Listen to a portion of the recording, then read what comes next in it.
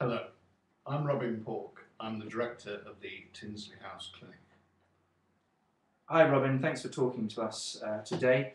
I want to talk to you today about attention deficit. Why is it that some children seem incapable of buckling down to work and are constantly looking at everything that moves around them? Okay. Well, what we have to do here is basically go back to when we were cavemen, or more in particular when we were cave women. The chances are that while you were tidying up your cave, ironing the loincloths, whatever it is you have to do, you would put your child down, either seated or letting it sort of scrabble about on the floor of the cave. Now, there's a possibility that at some point something like a bear or a wolf or something would come up, and the child has to detect this movement in its peripheral vision and look at the thing, realise that it's a threat and scream. And then hopefully mother would come and rescue you and everything would be okay. Now, for each part of our visual field, we have a part of the brain on the opposite side that deals with, monitors what's happening. Now, the important thing to realise is that peripheral vision doesn't see as in I'm looking at you, but it detects movement. Now, regardless of what side the movement takes place, ultimately it'll be the right side of the brain, an area called the magnocellular area, that will detect that movement and decide, do I need to look at it or not? Now, a young child has to look at everything that moves. Adults have to select, do I look or do I not? And we've all met people, you're talking to them, you're telling them something really, really interesting, and all of a sudden they look away. Now, the chances are that that primitive defensive reflex to look at something that's a threat is still there. It's not working, it's not being suppressed. In which case, you have to look at something that moves.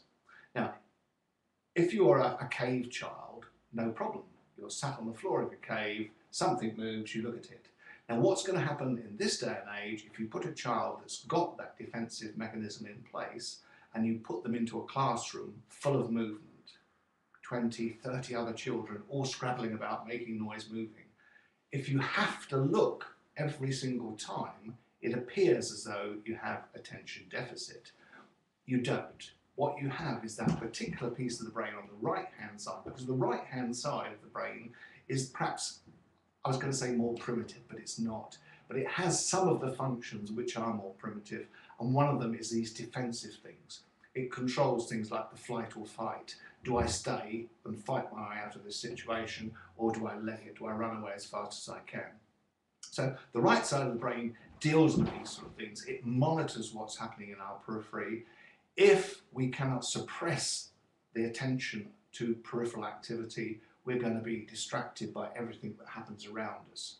So a lot of children, between 4 and 7, I'll say roughly, you should lose this defensive need to look at everything. A lot of kids retain it. So when you put them into a classroom, they appear to have attention deficit disorder. They do not. Once you realise that, and you can find out in 5 minutes if you examine the child, then you can put in place a simple computer program that will stimulate that area of the brain by knowing how to stimulate particular neuron fields. You can stimulate that area of the brain, and then that defensive mechanism is then suppressed. The child can then have visual concentration. Sometimes then what you need to do is get into the front part of the brain, into an area called the anterior cingulate, to give mental concentration. But a lot of children, I would say probably in excess of 50% of children that have attention deficit disorder don't. They have this simple primitive reflex that they cannot suppress. Within a matter of a few weeks, it can be treated, sorted, and I say, if necessary, we can then deal with the front part of the brain to give mental concentration. But basically, at least 50% of children that supposedly have attention deficit don't have.